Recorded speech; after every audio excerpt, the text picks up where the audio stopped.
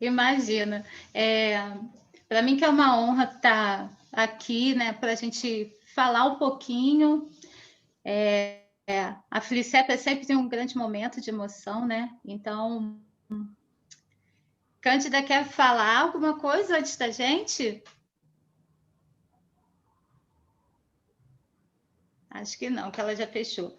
Então, assim, o nosso tema, gente, é quando um a menos é o fracasso de todos.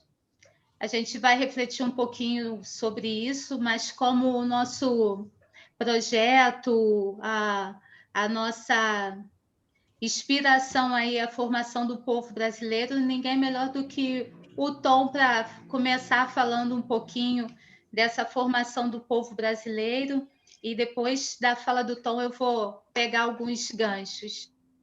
Então, Tom, sirva-se da palavra que nós estamos aqui doidos para te ouvir.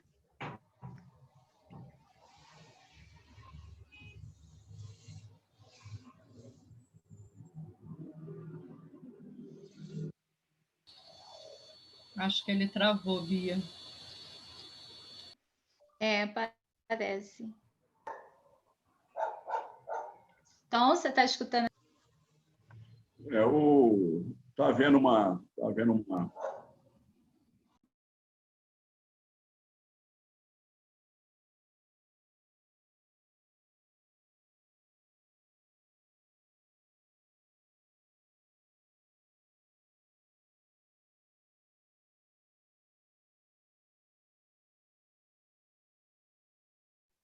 Será que é a conexão? Parece que sim. Parece que sim. Parece que ele saiu, né? Acho que ele caiu. Uhum. Vamos esperar, ele deve ter saído para aguardar tentar um entrar de minutinho. novo. Isso.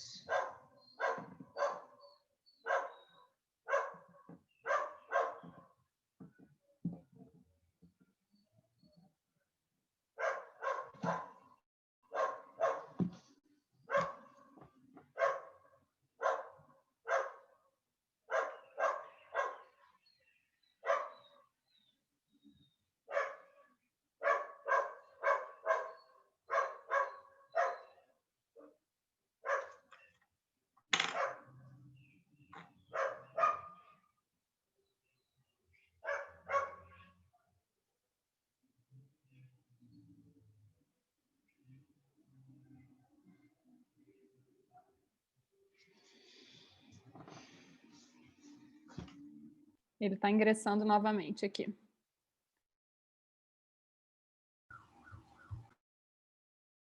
Aqui é o Antônio Liberar, que é um amigo do Fábio Gomes. Eu não vou poder falar com você agora, que eu estou numa aula. Eu te retorno assim que eu terminar. Pode ser? Tá legal.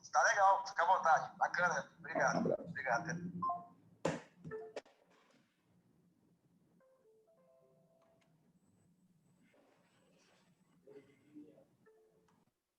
Tom, nos ouve agora? Alô? Estão me ouvindo? Sim, agora sim, Tom. Sim. Beatriz, a minha conexão não está muito boa, eu acho. Eu estou em São Paulo, não estou no Rio, né? Ou seja, estou fora do meu escritório, no Rio de Janeiro. Então, pode ser que dê esses probleminhas assim, mas é também muita falta de operacionalidade de quem está aqui mexendo no computador. Tá? Então, eu estou botando a culpa na internet, mas não é só ela, viu? Tudo bem, Tom. Pode falar que a gente está aqui para te escutar. Fique à vontade. Eu queria que você repetisse, basicamente, porque eu não escutei, travou tudo, só para saber qual é a dinâmica. Assim, Então, o Tom vai começar falando um pouco sobre a formação do povo brasileiro, e a formação do povo brasileiro, como que isso se deu historicamente, mas puxando um pouco não para a história, mas sim o que a gente vem colhendo a partir dessa formação, da dinâmica de como foi a formação do povo brasileiro, e aí como a gente está com esse foco nos três principais formadores dessa nação, o Tom talvez dê um tom a mais também na questão do negro nessa sociedade, e depois eu vou entrar fazendo o mote da nossa palestra. Com você, Tom. Assim, antes de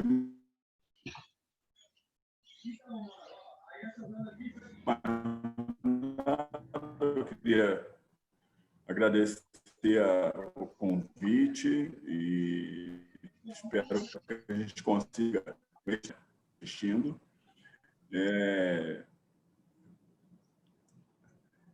Eu tenho feito muitos estudos sobre o negro no Brasil e feito algumas palestras, alguns cursos, tanto cursos livres como na área de pós-graduação, falando especificamente, né, dessa questão desse panorama de como isso se deu no Brasil desde 1535, 1530, por aí, quando começaram a chegar as primeiras embarcações de navios negreiros no Brasil, né? Ou seja, os primeiros registros sobre a chegada do negro no Brasil advêm dessa época. Pode ser que antes disso, desde 1500, já tenha tido, no próprio descobrimento, vindo algum negro nessas embarcações, mas especificamente com relação ao tráfico negreiro, em 1536. No aspecto brasileiro, quer dizer, o Brasil se desenvolve a partir de uma nação com um fulcro na invasão europeia. Quer dizer, o descobrimento feito através dos europeus tem sido visto pela modernidade, pelos novos estudos, né? Não como um descobrimento em si, mas aí você tem a questão dos povos indígenas, né? Que já habitavam aqui o Brasil, né? Nesse período de 1500, mas por aí eram quase 4 milhões ou 4 milhões de indígenas no território nacional. Hoje você tem 10%, né, dessa população indígena, mais ou menos 2.000 línguas se falavam no Brasil. Isso está reduzido a mais ou menos 200 e poucas línguas hoje faladas no Brasil. Então, é um aspecto de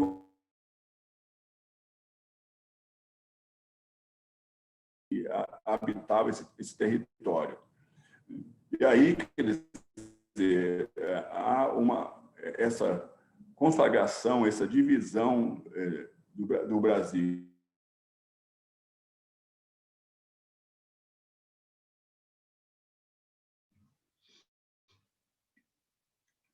Eu acho que se ele fechar a câmera fica melhor, né, para a gente escutar. Eu ia sugerir isso, que às vezes a câmera consome muita internet. Vou mandar uma mensagem para ele. Foi. Ô, Tom, tenta fechar a sua câmera para a gente te escutar melhor, porque a câmera às vezes consome muita internet. Se você ficar com a câmera fechada, o seu áudio vai ficar melhor. Pode ser, mas eu acredito que é mesmo a ondulação, que choveu muito em São Paulo, e está desde ontem essa ondulação. Assim. Entendi. Meu curso ontem também passou por isso, entendeu?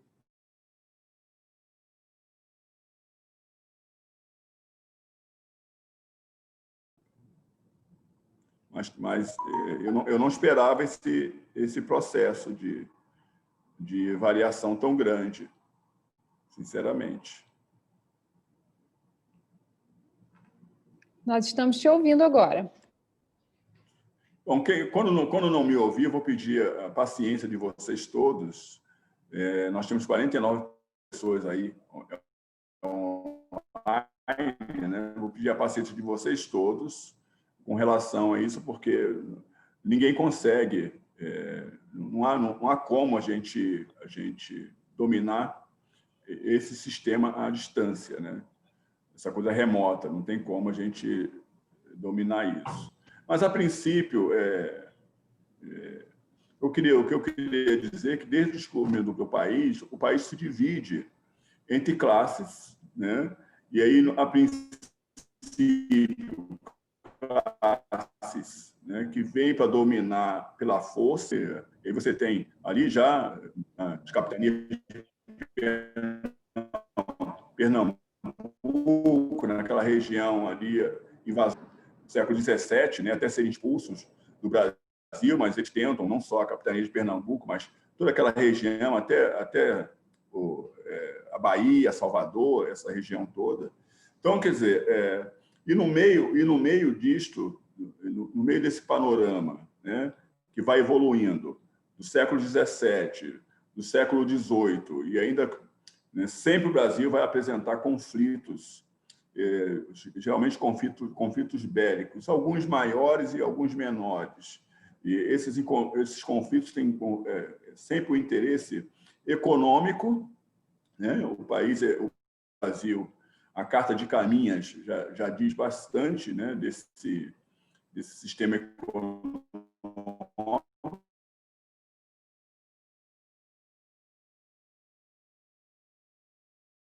né? Ouro, diamantes, ou seja, riquezas, riquezas que a Europa, infelizmente, vou ter que sair. Ok. Pensei que fosse Alice. Pensei que fosse alguma coisa da minha conexão. Já estou com medo da minha conexão. E aí, o Brasil, quer dizer, é um país rico, então, a boa parte dos conflitos, desde o século XVII, ou mesmo do século XVI, né, 1500, por aí, eles advêm da questão, sobretudo, econômica, da pilhagem de um território como supostamente abandonado, né? Supostamente abandonado. Quem chega aqui se acha superior aos que já estão, quer dizer, os povos indígenas são os primeiros grandes derrotados, né, nesse processo. Você tem lá relatos do padre Antônio Vieira, muito contundentes com relação à escravização de indígenas, né, que eram os negros, eram os negros daquele período. Mas, enfim, então, estabelecendo esse processo que ele vai evoluindo na medida do passar dos tempos, na medida da tecnologia armamentista, né? na medida que os processos de ocupação de território, quer dizer, no meio de tudo isso, né, são mais ou menos 3 séculos de grande dominação, de grande poderio, está aí uma população negra escravizada que vem para o Brasil para dar sequência a esse processo de exploração e esse processo de uma riqueza nacional e digamos assim, da configuração da nação que nós chamamos Brasil, né? Então, essa contingente africano que chega a partir de 1536, e ele só vai ser extinto, de fato, às vésperas da abolição da escravatura, ou seja, no período de 13 de maio, né, de 1888, mas configura-se nesses 300 e poucos anos de escravização, mais ou menos quase 5 milhões, quase 5 milhões de negros e negras, homens e mulheres, e até crianças que vieram em cerca de 38 mil viagens, né, segundo um laboratório de pesquisa nos Estados Unidos, seriam mais ou menos 38 mil viagens que configuraram que trouxeram para as Américas todo esse contingente de homens e mulheres negros para o Brasil e para outras regiões. Mas só o Brasil recebeu cerca de 4 milhões e 800 mil africanos aqui. Ou seja, quando os primeiros africanos pisam no Brasil, o Brasil não vai ser mais o mesmo a partir deste processo. porque é insidioso dizer, ou é criminoso de se pensar que todo africanizado que veio para cá, nos navios negreiros, fossem boçais, fossem pessoas ignaras, pertencessem às chamadas tribos, né, como se diz. Né? Não. Os navios negreiros, além de trazerem reis e rainhas que foram, né, aprisionados em África por todos os processos, também trouxeram engenheiros, trouxeram médicos, trouxeram filósofos, trouxeram professores, sabe? Trouxeram arquitetos, trouxeram pensadores, né? Tá aí, quer dizer, até pouco tempo a internet até divulgou, das universidades mais antigas do mundo, quer dizer, 2 delas estão em África, né? Uma, inclusive, no Marrocos, deve ter mais ou menos 1.100 anos no Marrocos e continua lá no mesmo lugar. Então, esse processo de saber veio também nesses navios negreiros. Quer dizer, boa parte desses negros, sobretudo os sudaneses, né, que ficaram muito ali na Bahia, no recôncavo baiano, e produziram grandes revoltas a partir do século XVIII, não só no recôncavo baiano, né, Cachoeira, aquela região toda, mas também em Salvador. A mais famosa dessas revoltas foi a revolta dos malês, quer dizer, uma revolta urdida e pensada e comunicada em árabe, né, entre os negros. Existem hoje vários papéis, vários bilhetes em árabes deles falando dessa questão. Então, o Brasil ele vai se configurar a partir daí e produzir também uma riqueza negra brasileira ou americana, que vai estabelecer o que é o Brasil hoje. Então, quer dizer, esse é um dos primeiros processos. E aí, quer dizer, quando a gente vai evoluindo, sobretudo no âmbito do pensamento, no âmbito da intelectualidade, no âmbito da arte, no Brasil, até o século XVII, boa parte do que se fazia artisticamente era do negro, porque era coisa manual. Tudo que era manual era feito por negros. Até mesmo tocar instrumento, confeccionar instrumento, as construções das igrejas todas, essa decoração toda do interior de igrejas, essas coisas riquíssimas, que alguns exemplares têm. O Rio de Janeiro tem bastante, mas você vê toda aquela área de Minas Gerais, de Salvador, do Recife, ainda apresentam exemplares ricos dessa arte que foram produzidas por negros. Ou negros forros aqueles que já nasceram na nação, ou africanos que aqui serviram de mão de obra, né? E aí eu falo escravizados e não escravos, porque não havia essa configuração em África de escravos em si. Eram povos livres, né? Tinham seus domínios em si de território, como qualquer outro lugar, né? Conflagrado, enfim. Eram muitas nações, né? Eram muitas etnias, e reinos poderosos dominavam reinos menos poderosos. Então, quer dizer, essa ideia de escravos que tem nos livros didáticos, isso em África não existe. Eu passei 3 anos em Angola, por exemplo, e lá não se usa a palavra negro nesse sentido que a gente usa aqui. A gente fala que é escritor negro e tal, e lá não existe isso, essa palavra com essa configuração. Elas existem, às vezes, como uma forma de menosprezar ou rebaixar alguém, colocar alguém em um outro patamar. Isso vem também dessas guerras intestinas do século XIV, do século XV, chamadas guerrilhas angolanas, sobretudo, né? Angola forneceu ao Brasil mais ou menos 80% a 82% de toda a massa escravizada que veio para o território nacional.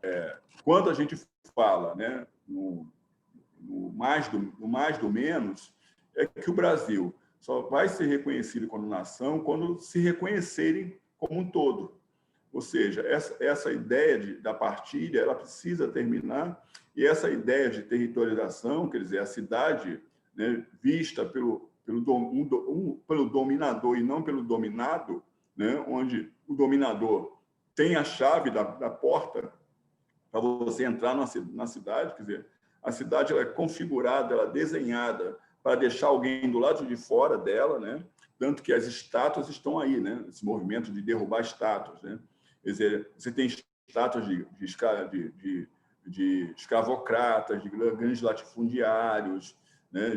de militares, né? Enfim, mas você não tem estátuas de homens e mulheres simples, mulheres do povo, você não tem estátuas de abolicionistas, você não existe isto, é sempre visto pelo lado do dominante, né? E aí o Brasil está dentro dessa questão, essa questão da intelectualidade. Imaginar, por exemplo, que entre o século XVIII e o século XIX, você tinha no Brasil um dos maiores músicos brasileiros, que era o padre José Maurício, por exemplo, que era considerado uma espécie de Mozart brasileiro, né? Deixou uma obra extensa. E quando a família real chegou ao Brasil em 1808, ele foi a primeira pessoa apresentada a Dom João, e foi, inclusive, o camarada que fazia, né, regia a capela real de Dom João. Quer dizer, todo o século XIX está muito configurado com a presença do domínio de tecnologias a partir do negro, a presença do negro. Ele consegue, dentro do sistema da escravidão, de uma forma geral, se mesclar e se posicionar como homem público, como intelectual, né? Quer dizer, ter uma presença preponderante nessa sociedade, trazer discursos diferentes e trazer formas de comunicação, forma de relacionamento em si.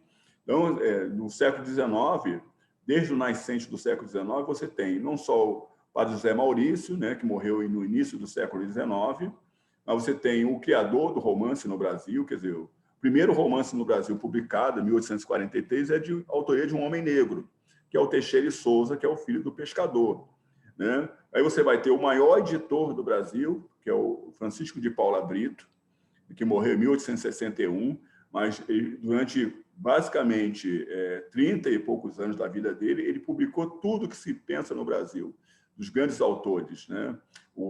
A primeira geração do romance brasileiro se deve à editora do Paula Brito, a tipografia do Paula Brito, porque foi ele que Gonçalves de Magalhães, Álvares de Azevedo, Casimiro de Abreu, que, aliás, foi até funcionário dele, o Casimiro de Abreu, né? O próprio Teixeira e Souza, o Machado de Assis, que aos 14 anos, né, também foi funcionário do Paula Brito. O Paula Brito que revelou o primeiro texto do Machado de Assis.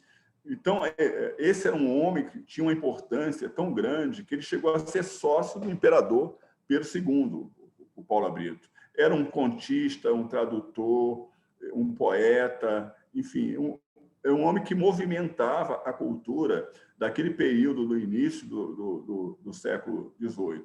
E aí você tem lá no Maranhão uma mulher que é a Maria Firmina dos Reis, que vem a ser a primeira romancista brasileira, com um livro chamado Úrsula, um romance. E é um romance de teor abolicionista. É o primeiro romance que o personagem negro tem uma história, tem mais importância do que os personagens brancos.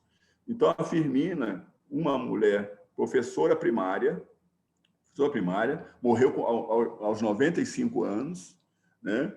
Ela conseguiu, ao mesmo tempo, criar uma literatura completamente diferenciada num âmbito onde a literatura e tudo mais no Brasil era masculina, era branca, tinha feições europeias, ou seja, se falava mais a língua francesa do que a língua portuguesa no Brasil, né? Para você ter ideia, por volta de 1870, por aí, num censo, se percebeu que de cada 100 brasileiros, 10 sabia ler e escrever, ou seja, dominavam de alguma maneira o idioma, de 10 pessoas. As pessoas eram afrancesadas, se vestiam à moda europeia, mas a moda, não a moda portuguesa, mas a moda francesa, né?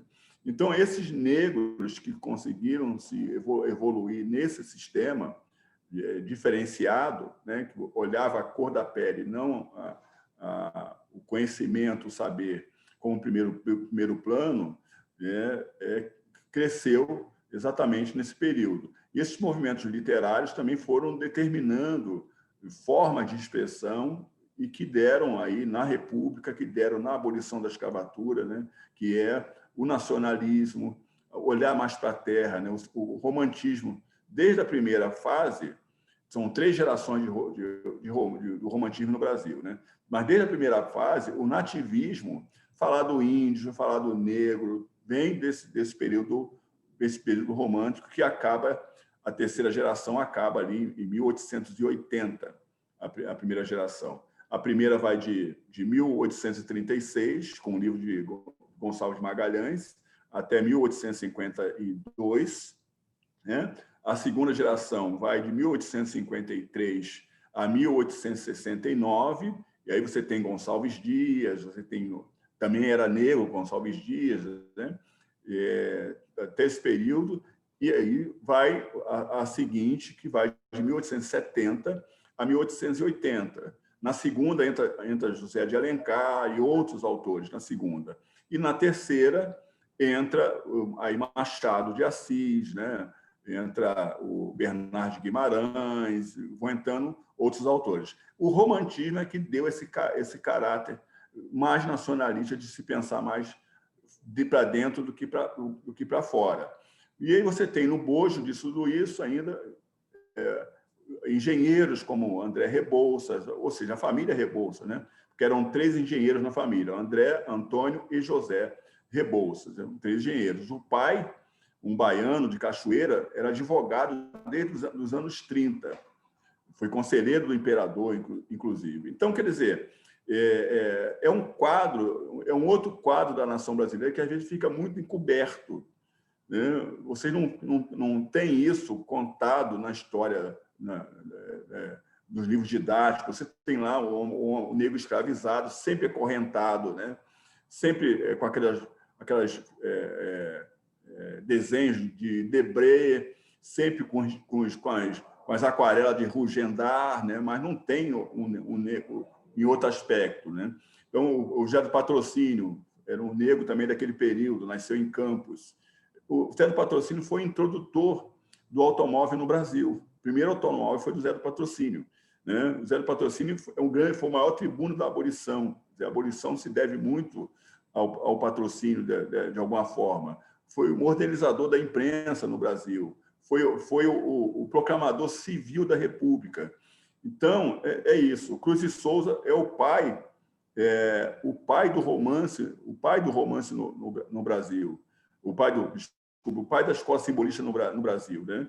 Então, esses negros é que vão dar a configuração do século XIX, que vão dar a configuração para o século XX.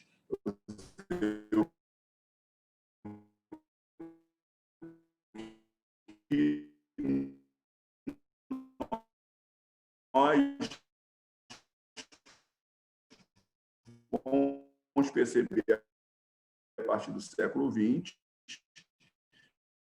quem aí nasceu no século XX, né? Negros, a inteligência dos jornais, né? O telégrafo, o telefone no mundo, né? Graças ao Dom Pedro II. Então, essa evolução toda determinou que é tão afetiva, a quebra de privilégios vai determinar que este menos seja um só, o menos seja mais, né? A quebra de privilégio vai determinar que não haja mais, chama da diversidade. A diversidade é muito desigual, a diversidade, né? o ideal é que você tenha a igualdade de ser médico, por exemplo, e ter no seu consultório, no seu hospital, outros médicos negros, além de médicos brancos. No século XIX, Beatriz, e outros que estão nos ouvindo, no século XIX, 1/3 da população médica no Brasil era negra. 1/3 da população médica no Brasil. Nós tivemos, por exemplo, governadores, né, no século XIX chamava províncias, né, presidente de província, que é a mesma coisa que do Estado, né, do governador do Estado, vários governadores negros no século XIX, vários ministros negros, ministro das Relações Exteriores, enfim, ministro da Fazenda, barões, homens com muito dinheiro no século XIX, não só homens, mas mulheres também com muito dinheiro no século XIX. Então, esse aspecto é que o Brasil, acho que o nosso papel de educadores, né, papel de trocar com os alunos, né, não levar saber, mas trocar saber com os alunos, sobretudo em sala de aula, os alunos, os jovens dominam a tecnologia, acho que essa troca de sala de aula é muito importante nesse sentido, mas é trocar e aperfeiçoar esses conhecimentos, saber contextualizar o que está sendo vindo de fora, porque há tudo um fundo ideológico, há tudo um fundo de intenção dentro de uma informação. E aí, se a gente padroniza isso de uma maneira, quer dizer, você cai naquela coisa do discurso único, né? A história não pode ter a história não é única, né? Quer dizer, eu vejo a história de uma maneira, você vê a história de outra, e nós vamos fazer de alguma forma que elas se encontrem e criem uma história mais real, mais própria, mais aceitável, mais palatável, no sentido de que outras pessoas também possam ir aperfeiçoando essa história. Mas a história do Brasil, quer dizer, ela quis primeiro apagar o negro da história do Brasil, né? O Machado de Assis só virou preto agora, 100 e poucos anos depois de morto, o Machado de Assis virou preto. Como pode, né, um homem com a importância dele não ser preto? Mas o Machado de Assis não é o único fundador da Academia de Letras. Tem dezenas de homens e negros que foram da Academia Brasileira de Letras, né? Então, nesse aspecto que eu acho que a gente pode começar a conversar aqui um pouco, entendeu? Então, eu queria dar essa palhinha para que a Beatriz, então, participe comigo dessa história. Obrigado, tá? Ótimo, Tom. E assim, essa sua fala, essa comparação, né, do que maravilhoso, né? Carol tá botando palminha ali, eu coloco também. Essa questão da expressão e da representatividade que o negro tinha no século XIX chama muito a nossa atenção agora, né, gente? Porque a gente tem aí a Zilda, Edivaldo, os professores de história, e a gente sempre escutou os nossos professores de história falarem como que é importante a gente estudar a história, porque um povo que não preserva a sua história, ele evolui de uma maneira muito vagarosa, né? E aí, quando o Tom fala da questão do que o negro tinha essa expressão no século XIX, e hoje, a gente, em pleno século XXI, a gente vê um movimento totalmente contrário, é uma coisa que precisa causar um certo espanto na gente. E aí, eu vou pegar esse gancho e vou jogar uma pergunta para a gente refletir. A gente, olhando para o nosso corpo agora, teria como a gente falar assim, o nosso corpo dizer para algum órgão dele mesmo que esse órgão é desprezível, que esse órgão não vale de nada para se afastar dele? Eu posso, o meu corpo, ou o corpo de qualquer um de nós aqui presente, poderia falar assim: Rim, eu não quero saber de você. Você é desprezível, você de nada vale, sai de mim. Ou então o nosso corpo falar: eu não quero mais o meu coração não vale de nada, ou arrancar um olho e simplesmente abrir mão dessa formação que o nosso corpo tem, dessa construção. E se a gente pegar e olhar para a nossa sociedade, se a gente faz isso com o corpo, ele perde a sua saúde, ele perde a sua vitalidade, ele perde a oportunidade de viver plenamente. E se a gente imaginar que o povo brasileiro, a gente poderia imaginar um povo-corpo, esse corpo foi formado, vamos dizer assim, a gente teve vários imigrantes, mas se esse corpo foi formado por indígenas, pelos colonizadores e pelos negros escravizados que vieram para cá, qual desses órgãos a gente poderia falar que é desprezível, que é desnecessário, que a gente pode deixar de lado, que a gente pode marginalizar, que a gente pode desprezar ou simplesmente dizimar? Parece exagero, pode parecer exagero comparar a sociedade brasileira, o corpo brasileiro, a formação do nosso povo, como um corpo que precisa de todas as suas partes plenas. Mas não é exagero. E é só a gente pegar e olhar para o quanto que a gente já sofreu só nesse ano de 2020. Até os primeiros 13 dias do ano, a gente não precisa pegar pandemia, gente. A pandemia só está gritando aí o que a gente fazia de conta que a gente conseguiria viver sem olhar.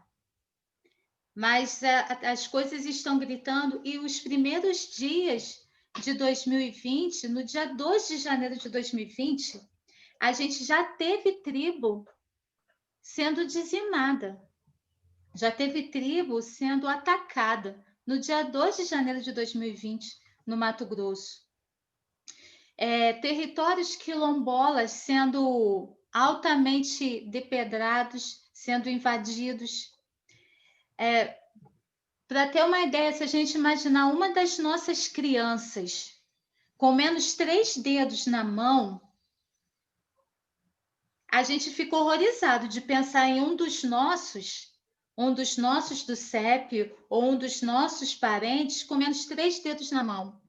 E aí a gente vê uma notícia de um menino indígena de 12 anos que perdeu 3 dedos da mão porque ele achou uma granada que a polícia jogou na tribo, na aldeia que ele vive, durante um confronto.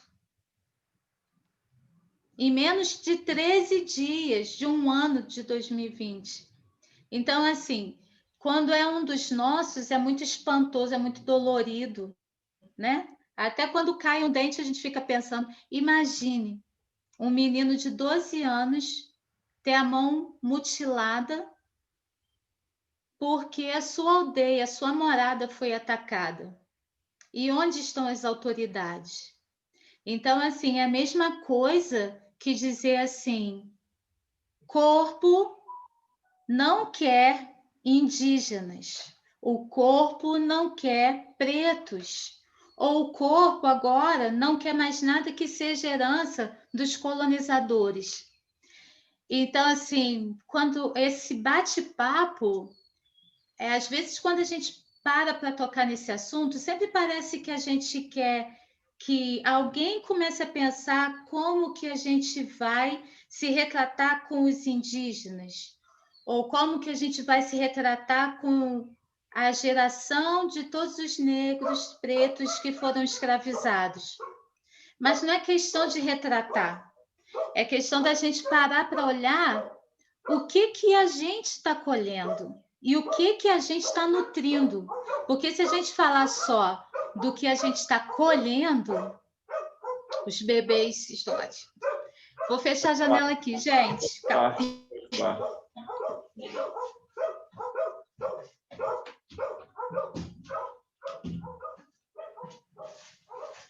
Tentar abafar um pouquinho o som deles. Se a gente for pensar só em retratação, a gente vai ficar sempre achando como que vai retratar e a gente não vai agir.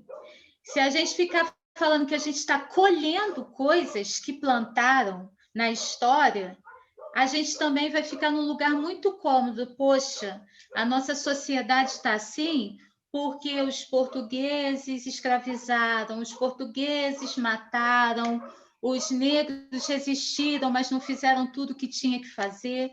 E a gente vai continuando essa história sem fazer nenhuma intervenção. O Tom falou muito de Machado de Assis, tocou em Machado de Assis, e Machado de Assis, curiosamente, em 1879, ele já questionava por que só 30% da população brasileira tinha acesso à educação. E aí ele falava que os outros 70% agiam sem saber nem o porquê e nem para quê. E ele questionava por que todo mundo não poderia ter acesso à educação. Em 1879. Um pouquinho mais tarde, Rui Barbosa... Oi, pode falar, Tom. Não, eu queria dizer que ele foi ele que foi autodidata, né? Sim, sim. E assim, o Rui Barbosa corroborou com Machado de Assis um pouquinho mais tarde, e o Rui Barbosa ainda falava uma coisa, que aí é o tema, que vai muito conforme o nosso tema, que quando um a menos é o fracasso de todos. Gente, um a menos é muito mais do que menos um. Frase doida, né? Que um a menos é muito mais do que menos um. Mas porque o Rui Barbosa já falava que a construção da nação tinha que ser atrelada ao ensino. E mais, ele falava que era um termo de defesa nacional contra o insucesso, contra a ignorância e contra o fracasso. Então, quando a gente pensa que menos um é o fracasso de todos nós, é porque menos um indígena morrendo e não ter nada, assim, não ter uma mobilização, ou a mobilização não causar um impacto, o que a gente está fazendo é o fracasso de todo mundo. Quando a gente pensa que países desenvolvidos têm a educação como, assim, condição sine qua non, que países desenvolvidos têm as pessoas, todas as pessoas, ou a maioria das pessoas, não é 30% das pessoas comendo bem, se alimentando bem, morando bem, a gente começa a ver assim, a gente está andando para trás. Se no século XIX a gente tinha 1/3 de médicos que eram pretos, hoje a maioria no curso de medicina para ser preto é aquele indivíduo que vai ser aberto pelos que estão fazendo o curso. Porque a maioria dos corpos que estão lá para servirem de estudo são de pretos.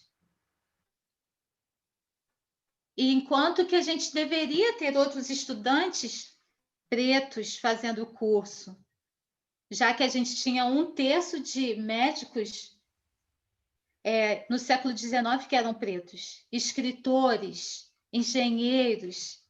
Então, assim, é para a gente parar e para pensar mesmo. A história está aí para mostrar para a gente se a gente está andando para trás ou se a gente está andando para frente. E assim, a gente está aqui no meio de um monte de educador, muita gente envolvida, alunos também. Então, pensar o que cada um de nós, nesse cantinho que a gente está, nesse mundinho que a gente está fazendo. A gente vai continuar reproduzindo essa história, a gente vai esperar que não se tenha mais índios, não se tenha mais nativos. Eu não gosto de ficar falando índios, porque eu sempre penso assim, gente, não era índio, colocaram esse nome e eu fico relutando para não falar isso, porque eram pessoas, não precisavam ser colocadas como indígenas, eram pessoas e pronto. Eram 4 milhões? E olha quantos são os nossos irmãos indígenas hoje. Os negros que estão aí, os pretos que estão aí, onde que eles estão? Onde que nós estamos? Eu sugiro até que depois vocês procurem um texto chamado Para Onde Vão as Pessoas Marrons? É muito interessante. E assim, onde que a gente está? Onde que a gente está? A gente está atrás, correndo de uma rajada de bala, seja numa tribo indígena, num terreno quilombola ou na periferia. Onde que a gente está e o que nós estamos fazendo? Será que a gente está aqui pensando, eu posso perder esse dedinho, eu posso perder esse dedão, eu posso perder metade do couro cabeludo, não vai fazer falta. Eu posso perder um rim, não vai fazer falta. Quantos mais ainda vão precisar perder a vida? Quantos mais vão precisar sair correndo de um incêndio numa aldeia? Quantos mais vão precisar ser mortos? Quantas mães a gente ainda vai precisar ver na tela da televisão chorando porque o seu filho estava indo para a escola, ou o seu filho estava voltando para casa, ou o seu filho estava com um skate na mão e foi alvejado.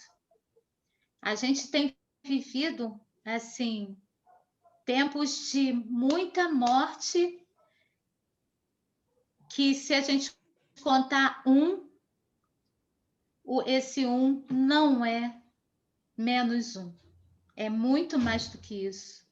Essa leitura é muito mais complexa. É a gente voltar lá naquele poema assim, primeiro buscaram os negros, depois buscaram os judeus, mas eu não liguei, eu não era judeu, eu não era negro. Aí hoje em dia a gente vai completando, eu não era índio, eu não era transexual, eu não era isso, não era aquilo, eu não preciso ligar. Eu estou bem onde eu estou, eu não corro risco. Então, assim, a gente parar para pensar se a gente está vivendo um progresso ou um retrocesso. A história está aí e a gente é sujeito dessa história. E para onde que a gente vai levar essa história? A gente vai continuar curtindo essa herança de um povo que se formou através de um país que foi colonizado, de povos que foram dizimados assim que foram invadidos, de povos que foram escravizados e que resistiram? Ou a gente vai ser sujeito de resistência? Ou agora nós que vamos resistir a essa bola de neve e vamos fazer acontecer alguma coisa? Então, pegando isso tudo que o Tom falou e que o Tom mostrou, eu só consigo pensar nisso, que cada um que tomba é muito mais do que um. É quase que dizer assim, o que você está fazendo? O que do seu mundinho, do seu lado, o que você está fazendo? Seja com gestos, palavras, atos ou omissões, o que a gente tem feito, né? Então, eu acho que eu vou ficar por aqui para mais pessoas falarem. Agradecer o Tom de novo por ter dado um tom tão bom para essa conversa. Olha só, trocadilho. Mas eu penso muito por aí, quando eu penso que menos um é bem menos do que um. Passa a palavra. Acho que agora podemos abrir as câmeras, né? Para a gente poder fazer essa troca aqui final.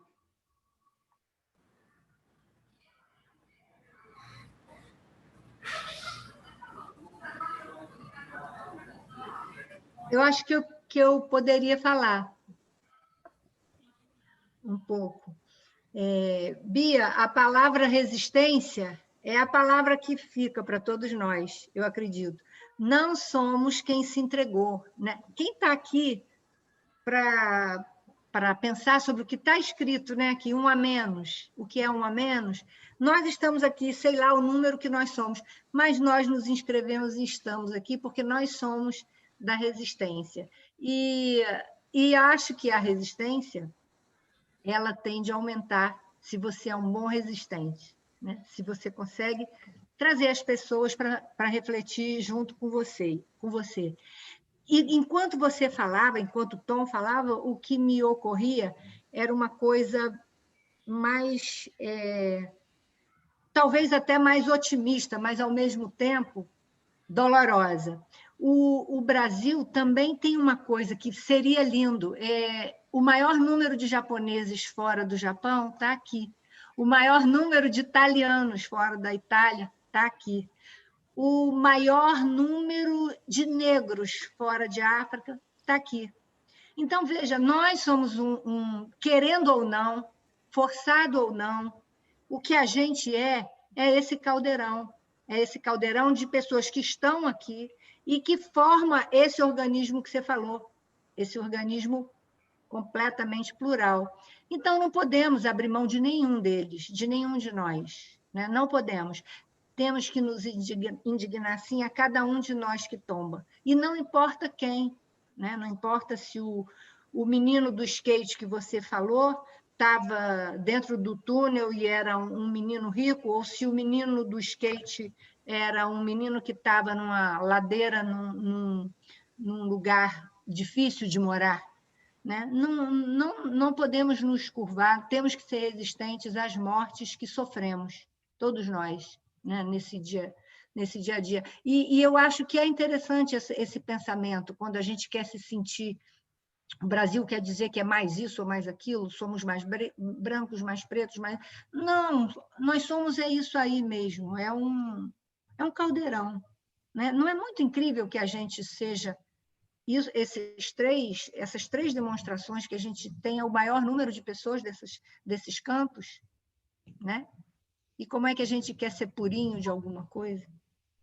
A gente é a misturinha disso aí.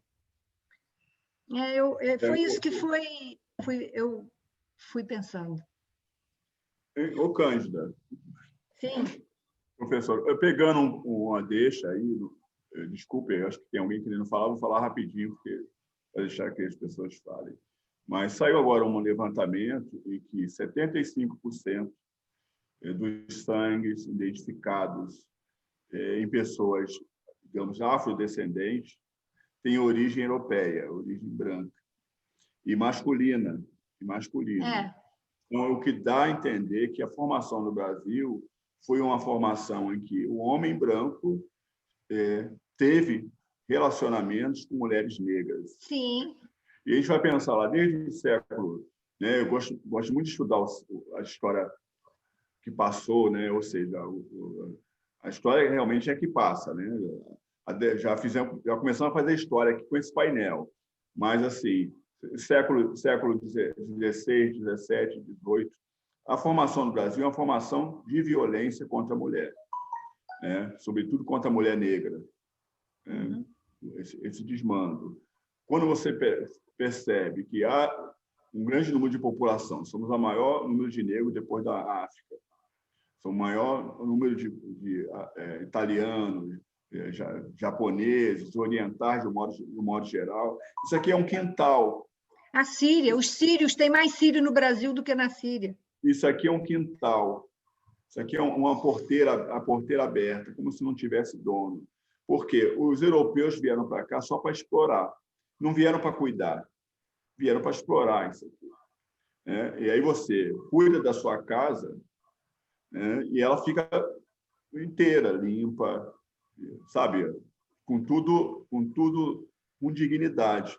O Brasil foi perdendo a dignidade porque aqui é um território de exploração, né? As histórias das riquezas que saem do Brasil, que continuam até hoje, né, advêm desses pensamentos exploratórios, desse pensamento de abuso, né? A violência é muito grande. Então, eu falei que o Brasil começou com 4 milhões de indígenas, hoje tem 10% dessa população, né? E a própria Beatriz constata que, no início do ano 2000, houve outras violências que continuam acontecendo, outras violências com os povos indígenas, originários, né? Que não são índios, né? Eles mesmos não gostam de ser chamados de índios, eles gostam de ser chamados de indígenas. Então, quer dizer, tudo isso, eu acho que nosso papel como educador, nosso papel como formador de opinião, é quebrar os privilégios no Brasil. O Brasil é um país de privilégios. Quem está debaixo das marquises, quem está pedindo, quem está desempregado, quem está atrás das grades, são homens negros, mulheres negras, crianças negras. Este é o Brasil que está aí. Então, existe uma casta no Brasil. Tem uma casta protegida, né? Você não vê, né? O Brasil teve 5 presidentes com sangue negros, até a Primeira República. 5 presidentes com sangue negros no Brasil, né? Mas isto é algo que você hoje jamais mensura. O último ministro da Educação teve o que teve, né? O Docatelli teve o que teve, né? Pagou o pato dele por ser negro e assumiu o Ministério da Educação. Mas não se tem essa ideia de poder. O século XX, o século XXI, sobretudo com a República, ela quebrou essa espinha dorsal da ascensão do negro que vinha com a educação. Até os anos 30, houve um acesso muito grande do negro na educação básica. As escolas depois começaram a ser uma porcaria, não tem investimento nenhum, os prédios são horríveis. Você pega prédio até os anos 30, são prédios belíssimos, no centro do Rio de Janeiro. Escola Rivadavia, Vila Correia, um exemplo de escola no Brasil. O Instituto de Educação, o prédio do Instituto de Educação na Tijuca o Colégio Pedro II, quase 200 anos de história. Enfim, essas marcas todas, elas foram se perdendo por uma ideologia de projetos de dominação eugenista, né, que chegou no final do século XIX, o eugenismo. O Monteiro Lobato, que todo mundo louva pelas grandes histórias, era o maior eugenista na literatura brasileira, Monteiro Lobato, o maior um antinegro da literatura brasileira. Lá atrás, o José de Alencar era o eugenista e o antinegro. O Zé de Alencar era o Monteiro Lobato do século XIX. Os textos do Monteiro Lobato, do Zé de Alencar, é uma coisa apavorante, defendendo a escravidão, dizendo que sem o negro, sem a mão de obra do negro, o Brasil quebrava, a economia quebrava, com teorias assim muito fundamentadas, né? Então, nós precisamos quebrar o privilégio no Brasil. Quebrando o privilégio brasileiro, você achar que, né, você pode partilhar não só o teu conhecimento, mas o que você tem, a tua fortuna, né? Falar bem, reclamar do Brasil e ir para casa, morar numa bela casa, enquanto está todo mundo na rua, passando fome, sabe? Partilhar, chegar no teu departamento e dizer assim, por que não tem negro no meu departamento? Por que entre os professores não tem negros? Se incomodar com isso. Então, a gente precisa, Cândida, nos incomodarmos com isso. Enquanto a gente não se incomoda com isto, vira apenas um discurso. Tom? Bonito, mas vai para casa... Desculpe, alguém quis falar. Não, eu mesmo, dizendo para te dizer que nós não somos do discurso, não, né? Nós somos da prática. Sim. Né? E é isso que a gente tem, quando eu falo revolução, dentro da palavra da Bia, é que nosso comportamento possa ser um comportamento que confirma a nossa fala. Né? Quando você sabe quando fala de inclusão ou fala de excluído, e não pratica, e não inclui, sim. Né? E conta a mesma história, isso sim é desprezível, digamos, é o atraso que a Bia estava falando na educação. Aqui, Cândida, é uma mensagem, né? Aqui nós somos uma troca de ideia. Porque quem está assistindo tem exatamente a ideia de o que nós, como educadores, pensamos desse Brasil. Esse Brasil não serve para nós. E nós estamos envelhecendo muito rápido porque nós combatemos isso todos os dias, incansavelmente. O corpo não aguenta mais. Eu digo o seguinte, na academia, Quanto mais alto nós chegamos no pós-doutorado, nós temos que ir mais para a base, puxar alguém que está lá embaixo. Porque senão a gente fica sozinho lá na ponta. Né? Quanto mais sozinho a gente fica na ponta, mais distante nós ficamos da nossa base. E aí aí quer dizer, ou seja, né, a juventude não alcança, ninguém alcança, porque a gente se bota numa torre de conhecimentos e acha que a base não tem essa mesma torre.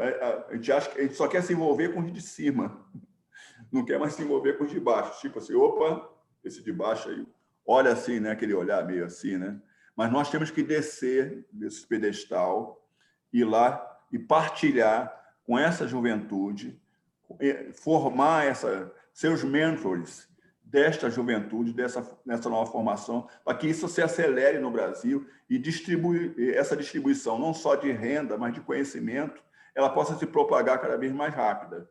Hoje, quer dizer, a internet, eu estou dando uma pós-graduação agora na Cândido, e eu tenho alunos da Amazônia, eu tenho alunos de tudo quanto é buraco do Brasil. Se fosse a aula presencial, nós não teríamos alunos desses lugares. Então, os lugares que são distantes para a gente, nós também somos distantes para eles. A relação é a mesma. Né? A gente fala, o fim do mundo, mas o fim do mundo também é aqui, onde nós estamos. Né? Cada um tem a sua lógica de fim do mundo. Né? Eles olham lá, o fim do mundo do Rio de Janeiro é o fim do mundo. Mas nós também podemos dizer o mesmo. Então, essa lógica depende do nosso olhar. É isso. Obrigado, Tacante. Interessante, muito.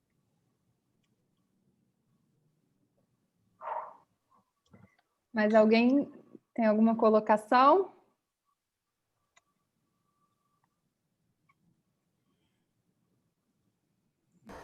A gente ouvindo assim o Tom, a Bia, e estando aqui discutindo isso, né? Essa situação do Brasil, que foi aí amplamente e muito bem colocada, né? Da nossa formação aí. Mas a gente vê que a educação é o caminho, né? É a educação que pode, sem dúvida nenhuma, acelerar essa mudança, né? Porque é nas crianças, é nos jovens, né, que a gente pode alcançar toda a sociedade.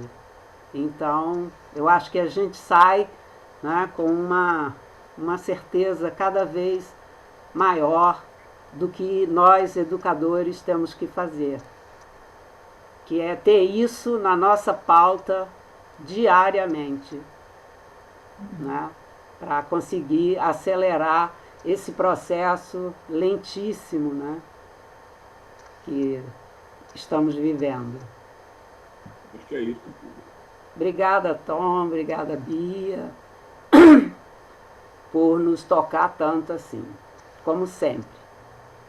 Eu acho que nós precisamos realmente pensar nesse questionamento, não ter coragem, viu, Bia? Ter coragem, viu, Bia, de enfrentar esse monstro, olhar os livros didáticos e dizer: esse livro didático não representa a história do Brasil que a gente precisa. Esse livro didático aqui, ele conta uma parte da história do Brasil. A outra parte precisa ser contada. O Brasil, ele só é o Brasil porque ele foi constituído por vários tipos de pessoas, etnias diferentes. Então, a indígena, a negro-africana, a europeia, a oriental, enfim. É um conjunto de mentes que criaram essa nação. Os negros e os indígenas não contribuíram para a nação. É como se eu fosse te ajudar a fazer a comida, né? Não, o Tom me ajudou a fazer o arroz. Não, ou a gente faz o arroz, né? O arroz é feito por eu e a Bia, eu e a Zilda, ou ninguém faz o arroz, entendeu? Então, o Brasil não tem um ajudante. O Brasil foi feito por um grupo de pessoas, um grupo de povos com cabeças e mentes que construíram ele. Então, nós precisamos mudar essa lógica da história. Há um movimento hoje nas universidades, dos jovens, que eles não querem mais estudar Kant, eles não querem estudar mais Lautremont, eles não querem estudar mais Rousseau, eles querem estudar os pensadores da Terra. Aqui nós temos grandes pensadores, aqui grandes filósofos, grandes historiadores, grandes geógrafos, sabe? Então, nós queremos trazer isso, consumir as pessoas da Terra. Você vai lá nos livros, nos mais vendidos dos jornais, não tem brasileiro, só tem estrangeiro, os mais vendidos dos jornais. Então, é preciso esse olhar para dentro. Esse olhar para dentro, painéis como esse, mesas como essas, propõem esse olhar para dentro. É uma reflexão em alguns minutos, em pouco tempo, mas é uma boa reflexão para a gente levar para o dia seguinte e para a nossa vida.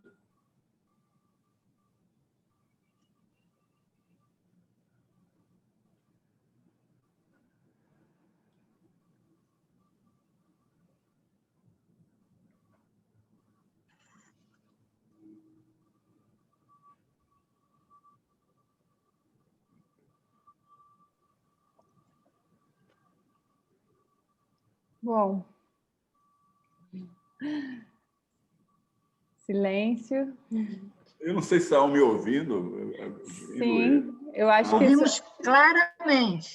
Acho que todo mundo foi muito sensibilizado mesmo. É o silêncio do pensamento que está entrando. É o silêncio de quem foi tocado profundamente. É o silêncio do toque. Obrigado, Zilda, Cândida, enfim, muito obrigado. Obrigada a vocês dois por compartilhar tanto com a gente. E acho que é isso, né? Enquanto a gente tiver alguém que vai estar olhando para o livro e dizendo, olha, não foi bem assim, né? Que é isso que vocês estão fazendo aqui hoje, é o que a gente vai seguir fazendo, a gente está, de alguma forma, dando alguns passos para frente. Eu acho que está na hora de escrever outro livro, né? Está na hora de escrever uma história mais bem escrita. Verdade. Mais real. Corrigir o outro livro, sim, mas escrever, né? Corrigir o que está e fazer outro. Eu tive uma professora que ela deu uma ideia muito genial, ela escreveu um dicionário. E no Brasil inteiro as pessoas foram mandando os verbetes para esse dicionário. E descobriu heróis, heroínas, pessoas muito comuns que fizeram grandes coisas nesse Brasil imenso, de quase 6 mil municípios. Então, foi muito interessante essa ideia dela, que no mundo da pandemia as pessoas mandavam isso pela internet, assim, sabe? Olha, eu conheço fulano de tal que fez isso, tal, enfim. Então, pessoas contemporâneas com pessoas do passado, né? Então, foi uma maneira de reescrever a história do Brasil de um ponto de vista que a gente não conhece ainda. Isso aí. Eu quero agradecer aí mais uma vez ao convite e agradecer a Bia. Eu perturbo muito a Bia, coitada, né? E agradecer bastante ela, agradecer pela escuta. Eu acho que essa escuta é muito importante. Ela não pode também ficar só nesses períodos, né? Assim, nós precisamos conversar com constância, nos ouvirmos. É uma forma de respeito. Ouvir é uma forma de respeito. A gente escuta muito pouco, né? A gente escuta pouco os nossos alunos. O médico escuta pouco os pacientes. O engenheiro escuta pouco os operários, os pedreiros, escuta muito pouco. O Brasil, o presidente da República escuta pouco a população, o prefeito escuta pouco. Todo mundo escuta, a gente precisa escutar mais. Treinar a escuta. As pessoas. A escuta é importante. É uma forma de cura. Nós nos curamos pela escuta, porque esse é uma retroalimentação do nosso ser, né? Do que nós queremos, da nossa pureza, enfim. Quanto mais respeitar o outro do jeito que ele é, a forma de andar, o cabelo, a roupa, sabe? O jeito de falar, o que come, o que quer fazer. Quanto mais esse respeito for ampliado, mais a gente vai viver numa nação feliz. Porque todo mundo vai ser feliz. Eu quero andar com cabelo careca, preso, ou seja, não importa. Quero andar com roupa azul, vermelha, com lenço na lapela, gravata, sabe? Não importa, lenço na cabeça. Então, essa forma de respeito vai trazer uma harmonia, vai quebrar o preconceito, vai quebrar o racismo, né? Essas indústrias tão poderosas de dominação. O racismo e o preconceito são as maiores indústrias de dominação no mundo, né? Então, elas foram instituídas nesse sentido, para diminuir uma população e dominar essa população. Então, eu acho que é um pouco por aí. Então, quero mais uma vez agradecer, enfim, e até a próxima mesa, próximo debate.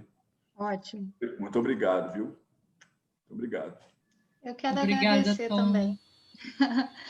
Eu quero agradecer. Obrigada, Tom, por essa oportunidade. É a segunda mesa nossa, segundo bate-papo nosso. Daqui a pouco a gente está fazendo coleção. Vamos Quer fazer dizer, oficialmente, né? Com mais gente é o segundo. E assim, gente, e uma coisa, quando deu essa paradinha, esse silêncio, a Isilda falou do silêncio da reflexão, que nossa reflexão vire ação mesmo e que a gente não fique preocupado, assim, de agora ter que ficar sentado pensando que coisa homérica que eu vou fazer, ou que trabalho que vai me dar para eu começar a mudar essa história. É no dia a dia mesmo, gente. Até quando o Tom fala da escuta, eu sempre gosto de falar do eu te vejo, a gente olhar para o caixa do mercado e se importar com a condição de trabalho dele. A gente ver quem está limpando a rua, a gente ver aquela mãe que está no posto de saúde de madrugada para marcar uma consulta e a gente pensar que daqui a pouco a gente vai estar votando, ou a gente perceber que de uma certa forma a gente pode juntar com um amigo, com mais um amigo e às vezes fazer uma roda de conversa com uma pessoa que precisa só ouvir eu acredito em você. Então, assim, são coisas simples que a gente pode fazer no nosso dia a dia. A gente não precisa ficar pensando, preocupado, eu não tenho condições de fazer uma coisa grande. Um olhar já é uma coisa grande. Um escutar já é uma coisa grande. Um eu acredito em você já é uma coisa grande. No nosso trabalho mesmo, onde a gente vai entrar para trabalhar, a gente tem vivido na Secretaria de Educação e no município esse momento de que a gente está nadando contra uma tormenta para a gente continuar dando aula para os nossos alunos. Se a gente que está aqui, a gente sofre para dar aula para os alunos do CEP, que tem uma internet muito melhor, vocês imaginem o que é tentar alfabetizar uma criança por WhatsApp, por uma chamada de vídeo, para eles não perderem o ano. E a gente fica montando, Edivaldo participa também, a gente monta apostila para eles, e na esperança de que essa apostila vai ser um paliativo também. E aí, quando a gente fala dessas discussões, hoje mesmo, de ontem para hoje, a gente está fazendo um mutirão dos professores do terceiro ano para montar a apostila para as crianças do terceiro ano, a apostila de novembro. E quando surgiu a abordagem que seria dessa apostila, os conteúdos e o que cada uma colaboraria, surgiu exatamente só numa colaboração de uma colega colocando uma postagem falando do Obama. E a hora que eu questionei assim, por que você colocou da gente falar do Obama e fazer... Aí ela falou, eu falei assim, olha... E aí começou uma discussão no grupo, uma discussão assim, então vamos lá, a gente vai falar do negro que virou o presidente dos Estados Unidos e de quem a gente vai falar aqui do Brasil para ser referência para as nossas crianças que estão na sala de aula ou que agora não estão na sala de aula, mas vão receber essa apostila. Quem são os nossos heróis? Quem são as pessoas que estão muito pertinho delas? O que a gente vai colocar?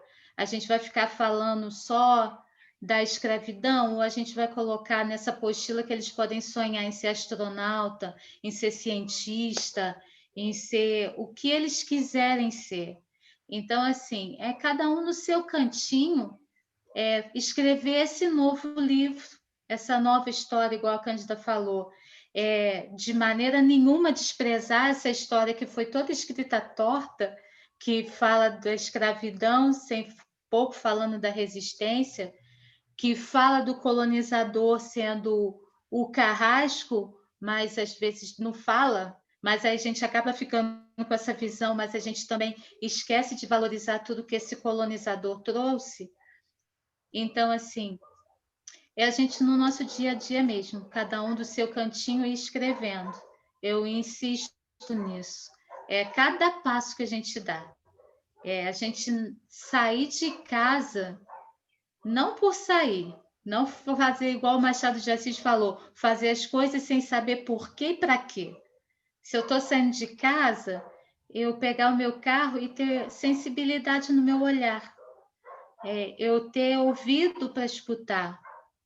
Eu passar por um posto de saúde e mesmo que eu não precise daquele posto de saúde, eu perceber em que condições que ele está. Se eu vou exigir ou não do prefeito da minha cidade que tenha um posto bom.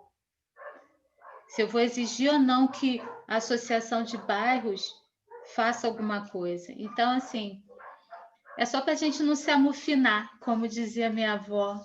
Não se amofina em pensar coisa grande, não. Se amofina em viver. Vamos vivendo com sensibilidade, que eu acho que é a melhor pedida para a gente escrever um livro de história muito melhor, né? Então, muito obrigada Bia, por... Oi. Bia, é o Beto. Oi, Beto. Eu vou Beto, ser sua voz é inconfundível. Eu vou ser obrigado a entrar aí porque está aqui na conta da minha vontade de falar. Como você falou aí do Obama, né? Que é um herói, e que algum colega seu falou, qual será o herói brasileiro? Você me desculpa, seja você esse herói, tá? Mostra para eles, tá? Mostra isso tudo para eles, ok? Nós não temos só o Obama, não. Nós temos pessoas pequenas que podem ser herói, tá? E é o que nós estamos precisando. É esses pequenininhos que podem mostrar o herói, tá bom? Tá Arrasou, bom, Beto. Falou tudo. E que podem nos ajudar a desconstruir tanta coisa, né?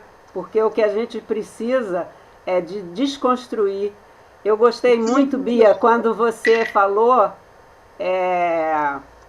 da questão, aquela hora que você tocou, né? O Tom também, né? Do colonizador. O colonizador trouxe os africanos e escravizou e tal. A gente deixar de falar no passado, né? Porque senão fica muito fácil. A situação é assim porque os portugueses, os colonizadores, né? O pessoal da época do Império, do café, né? Escravizou, fez e aconteceu. Né? Então fica confortável, né? Você jogar isso lá para trás, né? Isso vem porque, né, eu não estava lá, não fui eu. É você pensar o que a gente está perpetuando disso, deixando se perpetuar. Né? E aí sim é onde nos toca e é onde tem que nos doer. Né? Deixar esse passado para trás também. Ele é importante para mostrar, contextualizar tudo, mas também não ficar só nisso, né? Porque isso gera uma zona de conforto. Né? Não fomos nós que provocamos isso. Isso veio lá de trás. Colonizador, né? Que mora na gente, né? É isso aí. Todo dia sai de casa. É isso aí, Maria.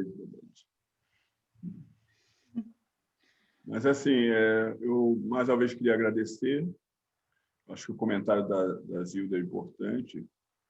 O que a gente postula, Zilda, é que essa história de que o negro só é escravizado, boçal, você só tem a imagem do negro no eito, apanhando, chicoteado, acorrentado, isso não existe.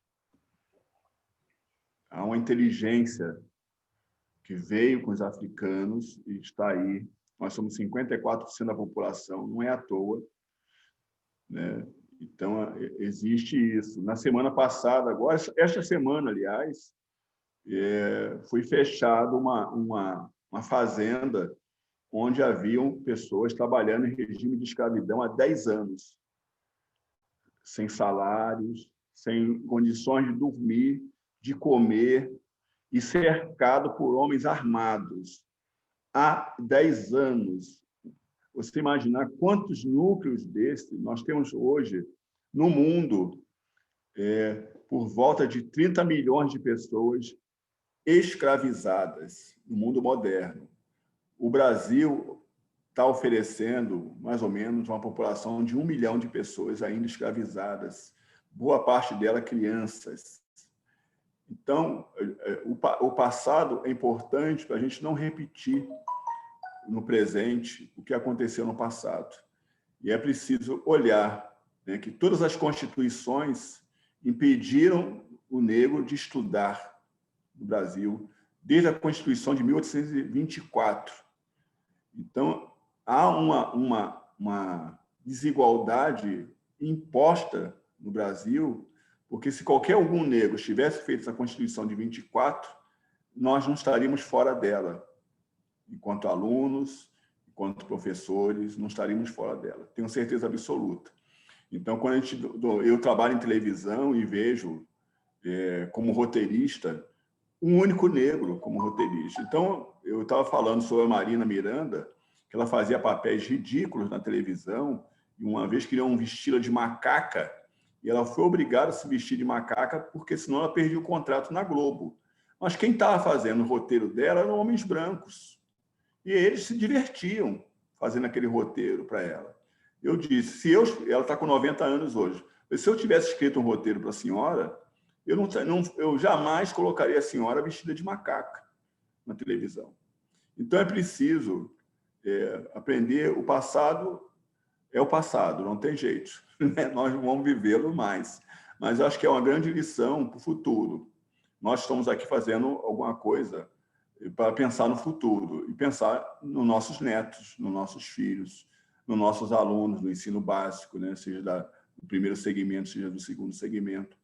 Então, acho que é muito importante o que a senhora disse, porque nos ajuda a refletir toda essa doença que foi essa doença que foi implantada no Brasil, né? Isso é uma grande doença que não tem médico que queira curar, quer dizer, não existe vacina, né?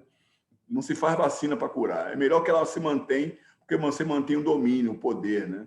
Pela primeira vez na história, você tem mais homens e mulheres negros concorrendo a cargos públicos, eleições municipais, seja vereador, são 320 mulheres prefeitas, 420 vice-prefeitas e 5.800 para vereadores no Brasil. Pela primeira vez na história. Pela primeira vez, você tem 1.200.000 negros e negras nas cotas, nas universidades, pela primeira vez. Mas, se a gente for ver, dos 16 mil funcionários da Universidade de São Paulo, né, cerca de 36 são negros, de 16 mil. É um absurdo isso no século XXI. Então, eu infelizmente, não, eu gostaria de ficar aqui até... Mas eu tenho agora uma aula para dar, às 19 horas. Minhas assistentes já estão aqui gritando aqui. Professor, o senhor tem que liberar o PowerPoint, o senhor tem que não sei o que e tal. Mas, assim, eu sou muito grato e eu gosto de fazer isso que eu estou fazendo aqui com vocês. Me chamem sempre. Se vocês confiarem na minha palavra, me chamem sempre. A Bia sabe como eu mexi na minha vida hoje para estar aqui, né? O mundo pandêmico é isto. Então, eu sempre que eu puder trazer uma palavra, sempre que essa palavra for útil para alguma coisa, eu não sou dono da palavra, viu, Zilda? Cândida, Maria, eu não sou dono da palavra, nada. Pelo contrário, eu vou sair daqui mais rico do que eu entrei. E isso é o que mais me gratifica. Eu tenho falado com as escolas do Brasil inteiro. E as diretoras ficam abismadas, porque o senhor aceitou falar por nossos alunos? Eu falei, era tudo que eu queria falar para os seus alunos. Porque a gente fala para as turmas de pós-graduação, para os pós-graduados, para os pós-doutores, eles se levantam, não fazem uma pergunta e dão logo e vão embora. As crianças perguntam tudo que você possa imaginar e o que você não imagina também. Então, acho que a riqueza toda está aí, viu? Então, um beijo. Pois é, Tom. Beijo Você falou assim, se vocês confiarem na minha palavra, né, que você estaria sempre com a gente, não é só uma questão de confiar na sua palavra, não, nós precisamos da sua palavra também, tá? A gente confia e precisa dela, sempre. Muito obrigada. Obrigada, Tom. Muito obrigada. Bia. Obrigada, Bia. Obrigada, Tom. Obrigada a todo mundo. A culpa é da Bia. A Bia é Boa culpada de culpa, coisas Bia. maravilhosas. Essa é uma boa culpa. Até a próxima, Tom. Estamos Até, ansiosos. obrigada. Obrigada. Obrigada, Tchau. Bia. Maravilhosa. Beijo. Como sempre. Valeu, Gente. Bia. Valeu, Um Tom. abraço. Bia. Bia, mestra dos números e mestra da língua, hein? Da palavra e dos números. Não foge, não.